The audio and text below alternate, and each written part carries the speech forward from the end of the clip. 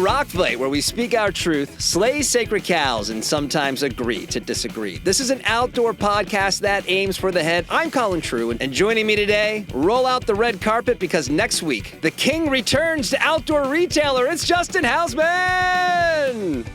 I wonder if anybody will recognize me. I don't know. Is anybody going to be there that you used to know at Outdoor Retailer? I mean, yes, presumably. Yeah, I guess. Who knows? Things happen. Things change. You know, like for all I know, the people that I dealt with before are now working for the Tick Mitt, which is going to be having a booth there. The Tick Mitt. Have you seen this? No. What's the Tick Mitt? I think it takes ticks off your clothes or body. It looks like a giant mitt that you put on, and then this is the kind of stuff that's going on Outdoor Retailer this year. But who knows? That people change. Super useful. People change heads. Hey, you know what? Honestly, yeah. I'm kind of excited. That's why I'm excited to go, because there's probably going to be. We had this guy at Adventure Journal a few years ago who wrote us and said, "Hey, I live in Montana. I'm always dealing with bear spray, and all the bear spray like straps that you can have that go to your belt normally are really. It's hard to like. It's not like a holster. Like you have to like undo something, and there's like a multi-step hold on process. a second, bear. I got to get this out. Yeah, hold on. Give me a sec. You're fumbling around, and so he developed a bear spray holster where it's like you're just John Wayne, just or whatever. You know, I prefer Val Kilmer in Tombstone. Yeah. Your Doc Holliday just really fast, and that's kind of stuff I'm looking forward to see. This kind of cottage industry. I made this in my garage. Also, I'm gonna be loaded with bear spray because I presume there's bears in Utah. It's all over the Salt Palace. They just release them, and every once in a while, someone just gets taken out. That's what happens. There's a way to increase relevance. That's right. Like it's a trade show and escape room. So, Tooth and Claw will be also filming a live podcast from Outdoor Retailer this year because there's just going to be bears wandering around the facility. All right, well, today we are going to run through some of the more notable or exciting headlines that come out of the outdoor industry and community. But before we get to that, we got just a few housekeeping items. We want you to quickly, guys, follow and rate The Rock Fight wherever you're listening, whether that's not that Apple. Quickly. I mean, be thoughtful. Well, if it's not on, if we're going to get to the part about writing a review. Otherwise, it could be really quick. You just click 5 stars and you're done. That's a good point. Yeah. But if you are an Apple Podcast listener, we really need you to leave us a written review. And from now until the end of June, if you leave a written review and email us at myrockfight@gmail.com, we're going to send you a Rock Fight or a Gear and Beer sticker. We've been on the road, so those of you we owe stickers, they're going to start shipping them next week. They are coming. We just have to kind of wrap up this next round of trade shows, and then I'm going to start shipping out stickers. But if you want a sticker, leave a review and send us proof on Apple Podcasts. Speaking of Gear and Beer now has its own podcast feed. A new episode dropped this past Friday. We talked about Topo Athletic and some summery wheat beers. It was a good episode. So go follow and rate Gear and Beer wherever you're listening to The Rock Fight. And give also 5 stars. You just go right to the 5 star. Just go right to 5. Yeah. You don't need to think about it too hard. Did you know, Colin? Yeah. That 5 is apparently the highest number that humans, for the most part, can instantly calculate, like recognize 5 things. Like if you have like 5 stones or 5 socks or whatever, your brain can go 5 with just look same way you can with like 3. Like Rain Man seeing the toothpicks on the floor, like you can essentially, I know what that is. Like that, like I know the number. Yeah, but obviously we're not. I mean, yes. I don't remember how many there were but yes, but I mean for the most part, unless you're highly autistic, like you can see 5. Like you don't have to count. You just recognize that's 5. Once it gets to 6, you have to stop for the most part and like count. Isn't that weird? Is that a real thing, or are you just making that up? No, I heard like a Radio Lab about this or something. But I think certain animals have certain limits. Some like a bear can maybe do 3 or something like that without having to. I don't know how they would know. So bear podcasts, they have like a maximum of 3-star ratings. That's right. Yeah. I just find that ever since I heard that, or maybe I read it somewhere, I'm constantly testing it out. It seems to be true. If there's like a bunch of shit, you're like, okay, 1, 2, 3, 4, wait a minute, okay, 6. That's more than 5. But you can instantly tell it's 5. Just boom, that's 5. That's amazing. Yeah. Well, when they're leaving that 5-star review, how else can our listeners follow us and follow along with the show, Justin? Well, I would prefer an email. Don't you, Colin? Emails I love getting emails from our listeners. I love getting a good email. At myrockfight@gmail.com, or you can. Not even really, you should, not even can, and you should go to Instagram. We are there at rockfight.co and give us a follow there and leave us a pithy comment on our Instagram posts. And also, maybe even more importantly, subscribe to our newsletter. You're going to love it. It's going to fill your Sundays with joy and with wonder, maybe some horror at times, depending on what's in it, maybe some nausea. perhaps some envy, hatred. You could get maybe motion from time to sickness from a time. newsletter. Like, that's a thing. Totally, yeah. We're trying to touch all the bases, but you can subscribe, or I guess join the mailing list on our website at rockfight.co. All right, Justin, it's time now for More with Thermore, our weekly segment presented by Thermore, the original ingredient brand who has been providing insulation solutions from Italy, so you know it's good, since 1972. Right there from the old country. Is that the old country? I think anywhere in Europe. That's just the old, my understanding. Well, that's true. If you're of that descent and you grew up here, that is definitely the old country. Yeah, sure. So last week we detailed our 3 goals that we want to accomplish to get more with Thermore out of our summer. And I'd like to report I've done none of them so far. It's been a week. I'm already behind. Mm-hmm. We lost a whole week of the summer. So how'd you do? Did you do anything? Yeah, I've done none, but I also didn't set out to do any this week because I still got, we got Salt Lake City coming up. Right. I got to focus. But once that's in the rear view, boom, I'm doing all those 3 things that I definitely remember that I said I was going to do for the summer. You and said 100% you're going to go to remember Baja, what they were. which that takes planning. Yes. You that said, yeah. What were the other 2 you did? Yeah, exactly. Yours are a little bit more like you got to kid. plan for. Backpacking with your daughter, you got to plan that. And catching a fish up in the that river in the Sierra. That's right, catching the all that is 3 coming. of those you need to kind of plan out. Mine were a little more like I can't catch a fish in the West Walker right now. The water's too high. So that's not on me. That's true. That's on God until the water recedes a little bit. The big one I feel like a lost time one is I want to surf twice a week, and I didn't get into the water this week, so I'm a little bummed. I'd like to point out you don't have a job. I'm doing my job right now. What are you talking about? Well, that's true. These things don't edit themselves. You can go surfing whenever you want. Well, I mean, technically, you're probably right. Yeah.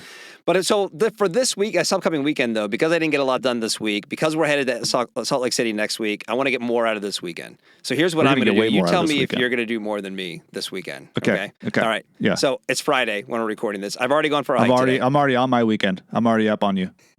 I'm already doing more. Yours started on Tuesday. Yep. That's right. So I went for a hike already today. Tomorrow morning, I've done 2 hikes. I'm going to go for a hike or ride my gravel bike. Tomorrow morning, I already did that. Tomorrow morning. You already did tomorrow? Tomorrow morning. Yep. How dare you? I have a hockey game tomorrow night. Not interested. Sunday, I'm either going to go to the climbing gym or get out for yet another hike. Okay. You're going to do Sunday as well, or you're waiting on Sunday? I'm done. I've already went to Salt Lake City.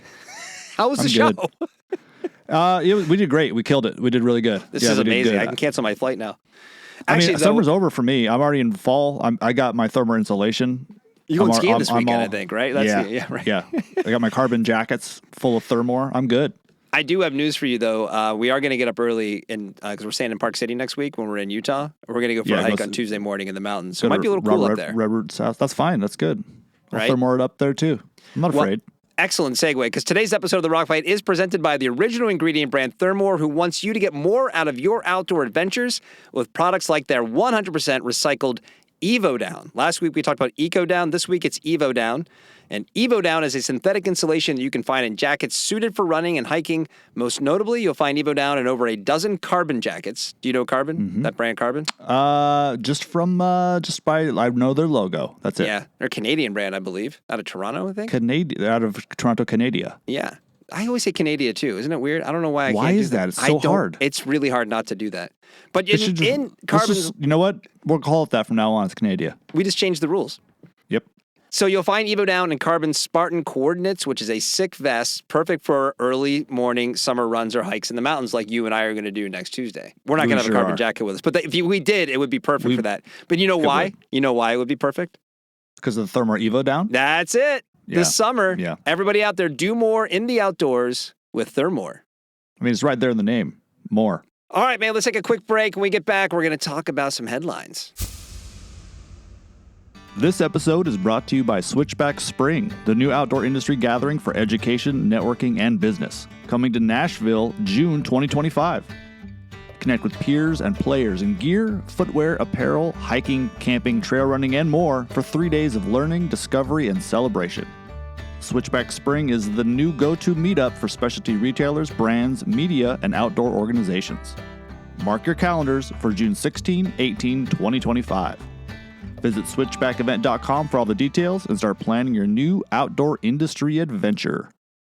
All right, first up, according to an article posted on newatlas.com this week, in order to combat a sore tushy while riding your bike, Australian engineer Robin McCann has invented the Vabs Rider bicycle saddle, which is comprised of two sides that pivot in time with your pedaling and allows individual movement of the legs, whereas a normal saddle fights against your legs as you pedal, leading to discomfort. This one works with your natural motion. I sent you I texted you a video. Oh, there it is. Okay, I'm watching it right now. I have a major inclination to make fun of this, but then you watch it and it actually makes a lot of sense. You think about like when you take some time off from riding bikes and you get back on, like, oh man, like my sit bones and all the spots that hurt. Well, I thought it was it's not really apparent when they're riding. You can't really, I wouldn't know that anything was happening. No. Unless I was like staring at their butt from behind or something. But I could see it actually making a difference. I also think this could I really enjoy how the little animated thing here of a normal saddle, it looks like your pelvis is making a very frowny face. Yeah. Well, it's unhappy. It's sore. Yeah. Okay? It's like, It doesn't want to sit on a traditional saddle. But I don't know, man. I just don't know if this thing could ever. Do you think this thing could ever gain traction? I just can't see anyone who would ever. There's so many products, and I'm unfortunately not going to be able to name a single one of them, but make all the sense in the world, but will just never be adopted. Do you feel like this is in that camp? Do you get it? Does it make sense when you see it kind of the way they're explaining it? It does. I will say I don't really give much thought to my saddle. I mean, it just seems to be fine. I mean, I get sore if I ride for 50 miles or something, but it seems kind of like I don't feel like there's a problem that needs to be solved.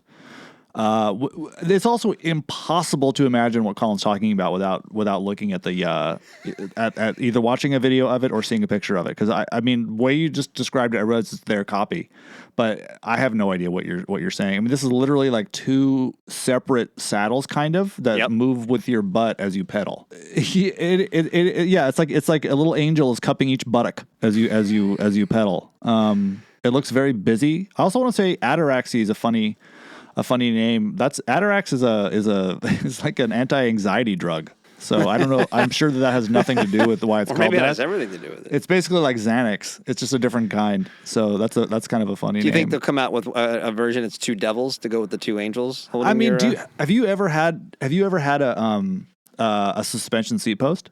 No. See, they are brilliant. Suspension seat posts are awesome. You wouldn't even really know for the most part, depending on what kind you get. Like, it just looks relatively like a normal seat post. But just a little bit of give on the. And it's amazing. Like, it's a wonderful thing. Especially, I've seen old, like when we were first figuring out suspensions on mountain bikes, there were suspension seat posts then that was kind of trying to do the same thing. But I had one on my previous e-cargo bike, and it was amazing. But even those are not widely adopted, and they're basically just regular seat posts. I can't fathom this thing, but fuck, I don't know. Maybe. No, it looks too weird. I mean, like it looks too weird. We saw the photo of it before we watched the video, and you're like, "What is that?" It also looks like you have to think about it when you sat down. You have to be like, "Okay, where am I putting my foot?" Like I just which butt cheek do I put on first? Part of the charm of a bike is I don't think about it at all, other than how much I love it. You know, it's like, oh, here we go. I don't even look at it when I get on. I just sit. Yeah, it looks kind of like a half transformed transformer did, kind of it's like pulled apart. There's nothing more frustrated than that when you can't figure out where the head goes. Why were they so hard? Like, what the fuck? They were so hard. When you got one when you were a kid, did you follow the directions? Or did you try to figure it out on your own? I didn't. This is the first time I've learned they came with directions for how to transform them. Okay. Really? There's no way. I mean, I don't read the instructions now. Like, you think I was going to do that when I was 10? Do you read instructions when you get a new board game? Like if you play with the family? Or do you I just would never get a board game. What? No. All right, we're playing board games in Utah next week. I like board games, but I don't have the, no. I'm not going to sit here and learn a whole new game for an hour and a half. They're so fun. We've gotten to Settlers of Catan a few years ago, and it was the best thing ever.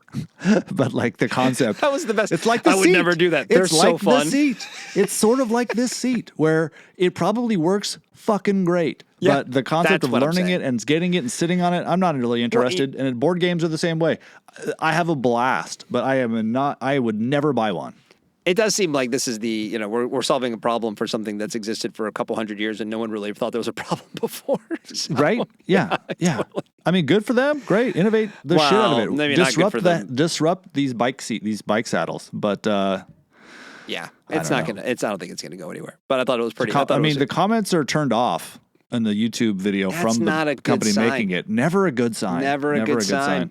So let's move on. Per NBC News, despite a previous memo directed to National Park Service employees to refrain from, quote, participating in or attending any demonstration or public event wherein the wearing of the uniform could be construed as agency support for a particular issue, position, or political party, end quote, last month the NPS said they will allow employees to participate in pride-related parades and events in uniform.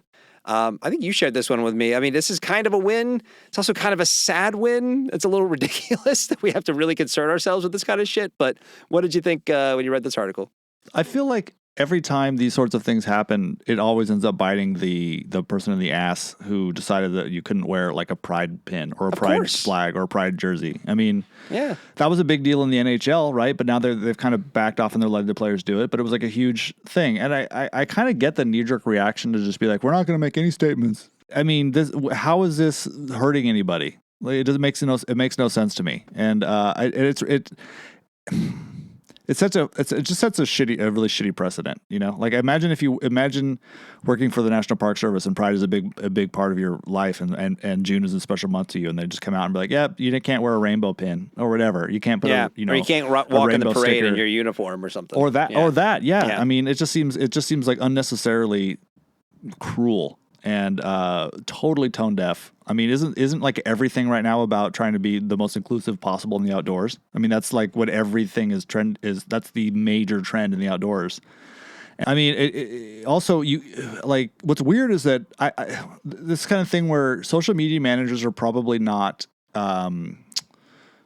consulted with enough in these sorts of things, because they're going to have their fingers way more on the pulse of how something like this is going to shake itself out. Yeah. But I mean, I saw this because it was blowing up on social media, and they were just being roasted. The National Park Service was. You'd think that, and they have a great the National Park Service has a really good social media team. You would think that they would have been able to anticipate, and they probably would have. Hey guys, if this gets out, this is going to look really shitty, you know. The activist Patagonia is marshaling, you know, hundreds of thousands of supporters to the cause here, and you know, adding all over the National Park Service about this. I just can't believe that the social media manager wouldn't have been able to say, hey, you know what, guys, like this is not going to go over well with anybody under the age of 60, you know. It's obviously a totally fear-based decision, right? I think if there's been one thing that's been consistent in kind of the current climate, is when people want to do things individually and you don't let them, there will be blowback. I mean, I think like even, which surprised me, like, you know, you see the comments made at that graduation ceremony by the Chiefs kicker last month? I mean, I didn't actually see what they were, but I mean, I get the gist. Yeah, he was like, you know, kind of a little more on the conservative side, right? And that pissed me off. And immediately, but at the same time, there was then blowback. Hey, this is how the guy feels. It's his religious beliefs. His teammates stood up for him, like Patrick Mahomes and Travis Kelce and those guys stood up for him. Really? Yeah. I mean, just like they said, we disagree on things, but he's a good teammate, and we're excited to have him back in camp. You know, I'm kind of like, cut him, get that guy out of here. You know, like, but it's you know, I think there is this is a thing where if you as an organization, a government-run organization too, decide like, hey, you can't wear that uniform when you go hiking, go walk in something that is, you know, your American given right to do, that's a problem, you know? Well, I can sort of get the political thing. You know, I can get that you can't have like a Democratic Party sticker or a Republican Party sticker on your hat or uniform, or I'm going to vote for so-and-so, or you can't wear a MAGA hat. That all makes sense to me. But this shouldn't really be a political issue. I mean, the political issues or choices, this isn't one. It just seems like... So it is kind of weird that this does come up in a Democratic administration, right? You'd think there'd be a lot of sympathy towards this. So there must be some level of pressure coming for someone to make this decision. Like I say, it's a fear-based decision, but it's also it's got to be rooted in some level of reality of some sort of pressure being applied by somewhere. Wouldn't you think?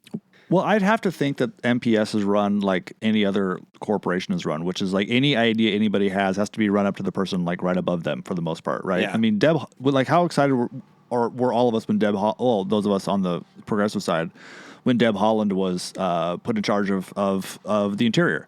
So, like, if the National Park Service is going to have some sort of broad ruling like this, does Deb Haaland have a say in it? Mm-hmm. Is it, or you know, is this the kind of thing where there's somebody in charge of, I don't even know what that would be, the uniform standards or something like that, right. for the Rangers, and they just decided this on a whim and put that memo out? I mean, you got to wonder. You do have to wonder if National Park Service is constantly fending off conservative challenges to what they want to do, or is seeing, reading the tea leaves and saying, well, if Trump wins in 2024, we already know they're going to slash our budget, so let's not piss them off kick even that more. hornet's nest if we can help it. I mean, maybe, I don't know. It's probably somebody in a tough position that's bending to outside forces that they'd rather not deal with. Maybe, I don't know. Which also, but it's a good question about it being it's a Democratic administration, one that's proven to be pretty left in terms of its support for identity politics. Right. But then putting out something like this, I mean, it does make you think that there's somebody that's afraid of what would eventually, how that would make them look, I guess. Yeah, which also makes you show why it is either tone deaf, however you want to describe it, because it's this is the fight you're picking. Like, hey, don't go don't go march in the pride parade in your uniform. Well, it's also it feels like everything is building toward this. Okay, we all know that outdoor participation is growing. We know that the outdoor participation economy is huge and getting bigger. We know that there's some bills about to pass, the Senate that are going to siphon off even more money for outdoor stuff, and everybody is trying to get everybody outside, and then it's like a record scratch where you're like, oh, by the way, you can't celebrate anything to do with Pride Month. It's just where is that coming from? That is so against the flow of what's going on right now with the outdoors. It is also where there is kind of a convergence of the right and the left, right? Because there's plenty of conservation groups that are more conservative as well. So I mean, that's it is true, right? Yeah, there you go. That's true. I mean, who knows? I don't know who the biggest lobbyists are with the National Park Service. Honestly, it could be hunting groups. I mean, it very well could be. It could be the NRA. It probably is. Actually, that's a really good point. How much they stand to gain from ammo sales and stuff like that. We should continue to speculate, I think. I think we know. Yeah. We know. No, but let's get Deb Holland on. Yeah, let's do it. Let's get Deb on. Yeah, come on, Deb. Well, I will say that I haven't been to a national park property in June, but I very well might this weekend go out to the Point Reyes National Seashore, and I'm really curious if I'm going to see any kind of. Well, I'd like to tell you, if you're going to do that, you can't wear your rock fight uniform while you're there. Okay. Oh, why? Because it clashes with their kind of corporate policy. Sorry, just passed. I see what you mean. Yeah, can't on federal land. On federal land, you can't. Yeah, they know what they did. Because it's naked. Being naked is our uniform. You'll get arrested, buddy. Exactly. Yeah, that's totally true. Yeah. All right, well, next up, the tech world was buzzing this week after Apple announced several updates coming to iOS that will be available on iPhones starting with the iPhone 14 and all newer iterations. Two of these updates seem to be great for enthusiasts of outdoor adventure. According to coverage of these updates in Gear Junkie, the new iOS will allow for texting to rely on satellites rather than cellular service or Wi-Fi. And the much maligned Apple Maps will get a boost by integrating elements of AllTrails, but without having to pay AllTrails' $36 fee. As Rockfight's leading tech correspondent, all right, we have a huge army. I know you're the number one. You're probably looking at Strava right now while we're talking. Yeah. How long have I sat on my ass? What are your thoughts on these developments here? I don't know. Isn't that wild? I've been thinking a lot about this since I saw this press release come out a couple days ago. Yeah. I don't know what I think about it because my first thought is I already use my phone for Gaia and that kind of thing. I guess I do pay for it. I don't trust that the Apple Maps will be even remotely as good they don't have a good track record. Unless that they bought Gaia, which I doubt they did, or something else like that. Well, do they own AllTrails? I'm assuming, is that what it is, or are they partnering with AllTrails? Do we know that? I don't think it has anything to do with AllTrails. Yeah, no, it is. They're elements of AllTrails. AllTrails is actually included. Yeah, it is. Okay, well, that's interesting because to me that might have been AllTrails' bid to stay alive, right? Because they're all of a sudden, please, Apple, for the love of God, we'll give away whatever we want. The first time I saw a map or a Google map that had a trail on it, I thought, oh, well, the third party, I guess not even third party, but these sorts of map development software businesses must be toast, because if Google can do it, why would you pay for Gaia? Why would you pay for AllTrails? So maybe that's just AllTrails trying to preserve a shred of future, just trying to survive.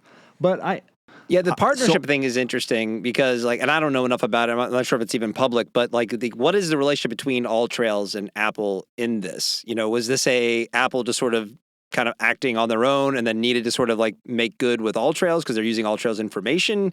Is this AllTrails needing Apple? I don't know enough about that, but isn't this how this always works, where you have some kind of, some software comes up, everybody falls in love with it, and then it just gets bought by Apple or Google? I mean, isn't that just kind of how or things Amazon, go? right? And we were talking about that with, I think it was Fitz, maybe. We were talking about what happened to Skype. He's like, oh yeah, Microsoft just bought it and then just phased it out. They just absorbed it. So, I mean, Apple's probably going to do that with AllTrails, right? I mean, what is the, I hate to say it, what is the point of AllTrails once Apple gets a hold of its data? Well, that's it, right? I mean, was AllTrails going to compete with the world's biggest tech company? Like why is all of a sudden Apple going to be like, no, AllTrails, you're fine. Your brand is so important. You'll be fine. We'll keep you around. We're only Apple. Yeah. So I don't know. I mean, what sucks is I'm a huge critic of basically every piece of technology that's ever been invented since like 1975, for the most part. Before then was okay? Before 75? Yeah, good. Fine. Yeah, when things are still largely mechanical. That's the demarcation. I was okay. Basically, if a car had a carburetor, if the best-selling car in the country had a carburetor, up until then it's fine. After that, it's a problem. Fuel injection was actually the start of Skynet. A lot of people don't realize this. And I'll have a special podcast on this. That was later. the extended edition of the Terminator. Yeah, where they actually have to send John Connor back to kill the German guy that invented and fuel injection in Germany in like 1945.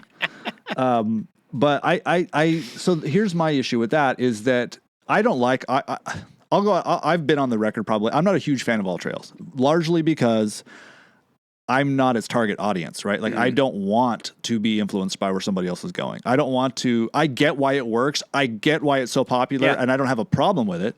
I just don't use it. I don't want if I'm reading about a trail and there's 45 reviews in the last week, I'm not going to that trail because now I know it's going to be crowded. So I'm not a big fan of having honeypots revealed. Is that a bad term? Isn't it a euphemism for vagina? Is it? Is it? So, yeah. Okay. I'll allow it. Keep going. I don't love the instinct to reveal that. I understand why people want to share things to get excited. Yeah. But I don't want to find that through an app. Like, I want to stumble upon these things. I want to look at a map and go, this looks interesting. I know enough about a topographic map to know that this is probably a little canyon. This is probably a drainage. It probably has cool views because this is obviously higher than this other place. That's how I like to decide where I'm going to go. I don't really want it to be crowdsourced, right? Like from trail crowds, all crowds. They should call it all crowds. Oh, but yeah.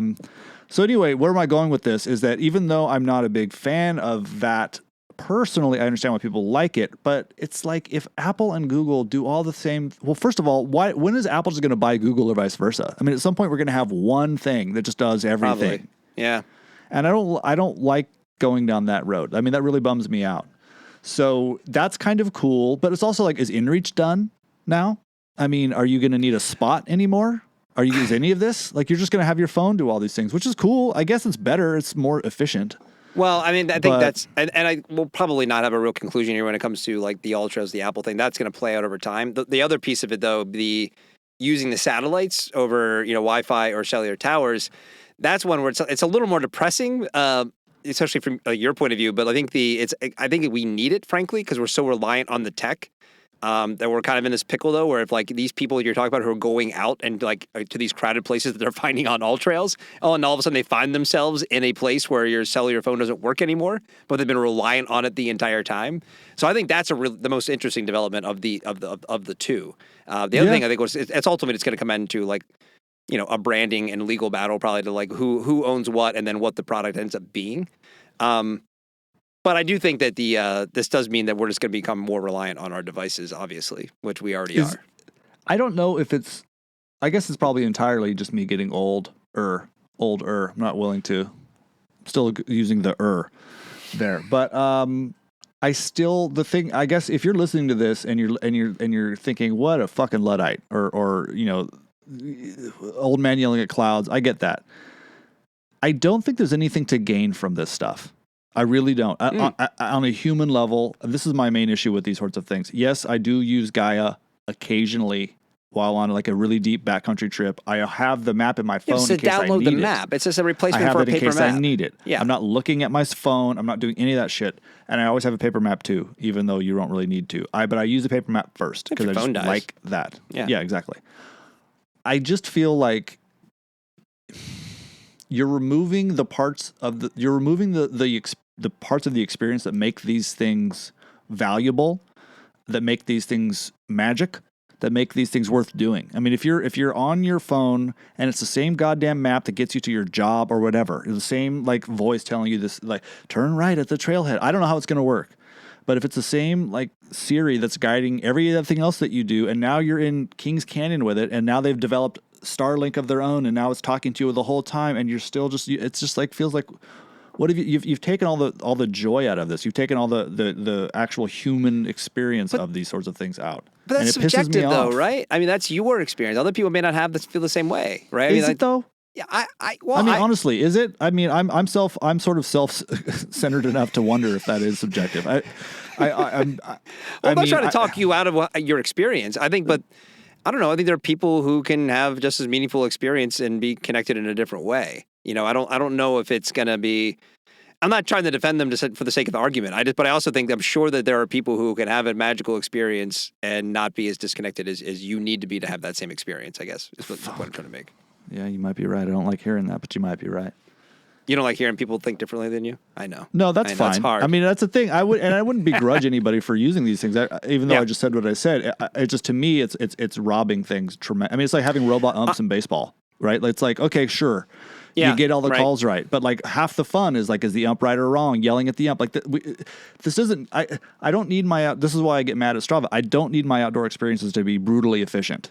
Right. I don't. That's the last thing I need or the last thing I want. I come somewhere in the middle in this because, like, I think there is some element of what you're saying that is true, because there is like I feel like there is a black and white nature to like what you get out of the outdoors and being in the moment and not being. If you're out there and you're like looking at TikTok instead of looking at your surroundings, then yeah, what are you doing? I don't what's even think point? It's that. It's not. I'm not. My point is not that you're connected all the time. It's more that you're not using your own human faculties and your own brain to figure out what you're doing and where you're going. It's not. It really isn't about. Because I mean, I'll tell you right now, if I'm backpacking and I happen to this never happened, but if I happen to stumble onto like a peak that had like perfect cell service and I was done for the day, I'd watch a Dodgers game on my phone, right? And I wouldn't feel weird about it at all. It's not the being connected. It's the when I'm discovering things on my own, that is a far more rewarding experience than if I'm hiking to a point that 30,000 other people said was cool on all trails. That's just a completely different experience. So I'll revise my pushback. So because I think what you're saying right there, that makes all the sense in the world. Like you need to have like attaining that level of self-sufficiency, attaining the kind of the knowledge of it and kind of the rewards that come with that. Yes. However, I think that this is probably the path where to get to where you want people to be, this is how they are now going to travel that path. They're going to go on those hikes, right? And that could be the case, and it might be a gateway. And eventually they go, I don't like this. I want to find it on my own, and that's awesome. I probably did that my own, and I'm not saying I did it the right way. I realize no, you did the way that was available to you. Like it was. Yeah. These things weren't available to us when we were coming up and doing these things. This is like I had a map because that's what you could get. Like, oh, okay, here's the map. There's the trail on the map. Follow the trail. You know. I also think it's worth pointing out that that it's. Like we need as consumers, we need to factor in the cost of these kinds of things. So maybe it's free on your phone. That's great. Do you know someone that works at All Trails? Do you know somebody that works at Gaia? Their job is now probably in danger. Maybe that's crazy. Maybe that's being way too. Maybe I'm asking too much for of how things work. But I just feel like we're just like caught up in this sweeping wave to make everything more efficient based on how fast computers can calculate these things and. And at a certain point, we're going to look around and go, well, shit, none of us have anything to do. It just seems like a really, really depressing place. I got a more important question for you, though. Yo. You can have robo-umps, or every ump is Angel Hernandez. I want to yell at Angel Hernandez. That's fun. No, that is so fun. The compilation videos are so good. I mean, like, why would you want to put like when the batter looks like, are you fucking kidding me? You know, well, like the catcher gets that like about to throw the ball back and they do the pump fake. Like, are you fucking serious? And they throw it back. Like, that's the fun part of baseball. So I'm with you on this. I feel like we're at the tipping point in that either. Wipe out technology. I don't want to hear reviews anymore. Give it all. I don't want replays. Yeah, It's not real. This is all for fun. Right. And so when you have replays, it's like either live with the human mistakes or make it completely accurate all of the time. I don't want in between. I don't want to go like, well, if they had reviewed it, they would have overturned it. Like, no. Like, we're either all one or all the other. That's how I feel about that. A hypothetical. Yeah. What if Angel Hernandez is not just the voice, but actually navigating for you on your Siri Apple map? That so was you don't have any idea. You're like, shit, is that the right way? How many miles? Fuck, I don't know. All right, man. Well, lastly, according to Explorers Web, 54-year-old Austin-based Veronica Sosa completed the 264-mile Texas water safari on a stand-up paddleboard in 97 hours and 14 minutes. 97 hours. Yeah. That was also less than 3 hours before the cutoff time. This was her 7th time finishing the safari, but her first on a paddleboard instead of a canoe. In the article, they detailed that this event follows the San Marcos and Guadalupe rivers from central Texas to the Gulf of Mexico, where the paddlers face heat, rapids, log jams, mosquitoes, mud, alligators, and of course, exhaustion. What about bales of razor wire? Is that happening in this river? Yeah, I know. It's like we got to make this harder. And you may get murdered by the Border Patrol. We're just going to add. It's going to be the most Texas thing of all time. Yeah. Big congrats to Veronica, of course. Why are some like this? I'm reading this and I'm just getting so stoked for her. And I'm like, why are some of these big adventure swings? There's really incredible and inspiring, and others I'm just like, that is the dumbest thing. I would never do that. You're an idiot for even trying. You know. Well, I have a great example to throw at you in a minute, but before I get there. Have you heard of this? Have we talked about this Texas water safari before? I saw a YouTube video of some dude who had done it as in a tandem kayak or something like that. This is a brutal event. Fucking brutal. Yeah. It is insane. Like if you watch any documentary or anything about this, the people look like death. They all look like they just finished the Barkley. And just as traumatized by it. So amazing. I want to know, did she have to stand up the entire time? It said that she kneeled. She was up and down. Yeah. Oh my God. She would not have made it if she had to stand the whole time. It was kind of her own rules. I think something like this is rad because this is obviously she's a paddleboard enthusiast. I presume she's not a professional paddleboarder. It's just like who isn't inspired by people just taking on these low stakes in the sense that you're probably not going to die, but like just brutally difficult thing that doesn't really have any obvious benefits just to see if they can do it. I mean, it's pretty damn cool. I mean, how many people run marathons? 1 trillion. Like how many have done this? Not many, you know, like I think that's pretty dang cool. And she's 54. That's sick. Yeah, that's great. Good for her. God, I wonder if I've paddled 264 miles in my life. Damn it. Okay. As much as I just finished talking about not liking Strava, I would love to know how far I paddled in my life. That would be really cool to know. This is like when you want to see the pile of food that you've eaten in your life? Yes. Right. It's exactly the same thing. Yeah. I wish that there was maybe you could get like a microchip, and I don't need like a readout. I don't need it's just there if I want it, and it could somehow tell me. It's like how a far dog chip, like with the lost. It's just like it's in there, and you can access the information. If I feel like it, I could access it, but I don't need to like obsess You'd be about on there it. all the time. I have no idea how far I've paddled. I for a little bit I had a device. I tested it out a long time ago. I think it was called Trace. They may still exist in snow sports. I'm not sure, but you put it on your surfboard, and you had something else that you wore. I don't quite remember. And using satellites, of course, it would trace what you did. And so it would, I remember what it did. It connected to, if you had a GoPro, it would connect to it. And it knew when you took off on a wave, and it would turn your GoPro on, and it would film it. And it would analyze, it would show the data over the video of you doing it. And so you could go for a surf, and it would show you'd have your GoPro footage, and I would usually have it on my head, and it would show how fast I was going. It'd be here's the speed, and then it would show, if you did a turn, it would tell you the angles of the turn. It was kind of neat, but the only thing I cared about at all was the paddling, because it would show you little marks. I don't remember. I think one day I did 11 miles. I think that's a lot. And that's just a normal session, and it was just all these squiggly lines back and forth, back and forth, back and forth, back and forth, and it was kind of, that part was really cool, but I don't know. I wouldn't mind having that again. Do you want to go back and re-record the Apple thing that we just did now that you're all about technology? Do you want to start that over, or? Yeah, I've changed my mind completely. Hear all about you. I bet I could work myself up into such a pro tech. You're just going to go the other way 4 now? Seconds. Let's just record both of them, and then we'll the viewers, the listeners. But that was mildly interesting. Not enough to deal with all the crap. Yeah, exactly. Now, and if you got competitive about it would be weird. But anyway, yes, that's a really, really, really long way to paddle. Is. So let me ask you this. She's done it 7 times. That's great. So I'm going to add this to the mix. We a couple weeks ago we debated. Now, I'm not going to talk about which one's hardest, but which one would you do? So we talked about Everest versus the Farallon Island swim. I'm glad you brought this up. Yes. Yes. Now let's put in this paddle. You got to do gunpoint. You got to do one of those three things. Which You one? got to do the paddle, Oh. the Farallon Island swim, or climb Everest. What do you think? Probably the paddle. Yeah, dude, the paddle. I mean, I can't don't know. do that. I think this would be way harder than you think. At least the swim's going to be over in like a day. Yeah, but you physically can't. You would die. I don't know if I can physically do. I guess Okay, you could. Maybe I could. Is it? Do you have to do this, or is it like if you tap out, you tap out? Is it like which one are you most likely to survive if you actually have to? I think it's that. Do it Because if you could tap out, who Okay. cares? I could do. I have a far better chance of completing the paddle than I Yeah, do you're right. swimming to the That's- Farallons me or too. climbing Everest. Everest, I would panic and die pretty quick. Well, I Everest. would die quickly. You could again. The whole thing about Everest is you could die and you could do everything right and die. I mean, like you just be like, hey, your brain is bleeding now. You know. The moment I was like, oh wow, I'm at like 25,000 feet. I've never seen anything like this before. This is really alien and weird, and it's also I'm in the desert. I would just die of panic right at that moment. There's no question about it. The paddling would just get monotonous as shit. This would be tough though, man. 100 hours. The cutoff is 100 hours. Do you ever read the Stephen King story, The Long Walk? You mentioned this one before. I need to read it. Fuck. Well, I'll re-mention it again. It's with all these little boys. I think there might be girls actually. Now I think about kids, and it's almost like a game show. And Yeah. it's like I don't know, 50 of them, 100 of them, and they just start walking, and then it's over when the last one is still walking. Everyone else Right. dies, and if they stop, they get shot. Yeah. But it would be kind of like that, I guess. Where if, I could probably paddle for a really long way if I thought once I stopped paddling, I was going to die. Well, congrats to Veronica. Nice work. Is that a little man. downer? Is that a downer on Veronica?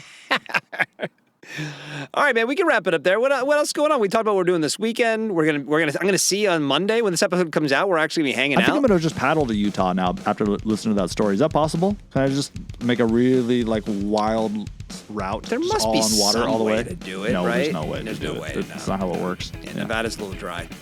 Yeah, but I would. Too bad. Otherwise, I would. You know, if there's a You way would to just directly leave right paddle now. there, That would be your weekend. Then Yeah. you would do more this weekend. I would do way more this weekend. All right, the Rock Fight's a production of Rock Fight LLC. Our producer today and every day is David Karstad. For Justin Housman, I'm Colin True. Thanks for listening. Here to take us out, it's Krista Makes with the Rock Fight fight song. We'll see you next time, Rock Fighters. Yay. Yay. Rock fight.